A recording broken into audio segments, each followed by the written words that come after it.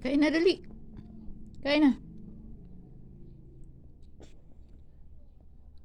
Kain na. Kain na, dali.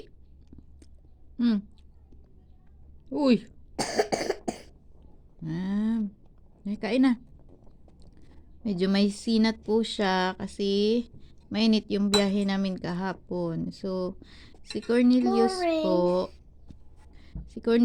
po ay nagkakasina tuwing na sobraan sa init. Parang ina-absorb ng katawan niya yung init. Kaya kagabi pinainom ko siya ng tempra. Mami yan. O ikaw, kain na, eat na. Eat na, dali. Ay, nako. Kain na. Yan. Kailangan talaga siya pilitin para kumain. Yan. Kasi pag di mo pilitin, kailangan daw hindi natin siya spoiled. Tapos, hindi ko na siya susubuan. Siya na bahala mag-isa kumain para matuto siya. So, ganun po yun. Dapat talaga, stricto tayo sa ating, pagtuturo.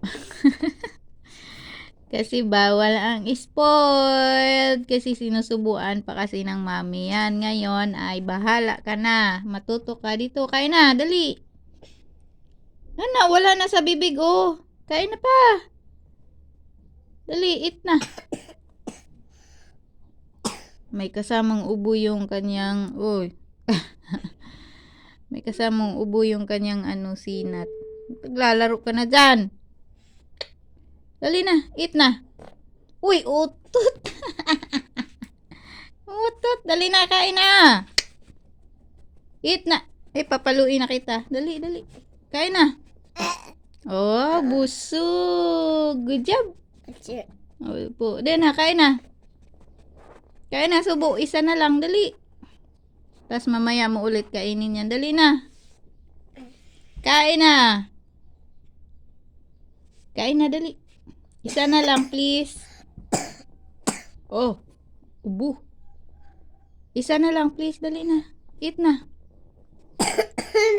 Opo. Last one. Yes. Last one. Yes, last one na. Okay. Oh, good job. Thank you.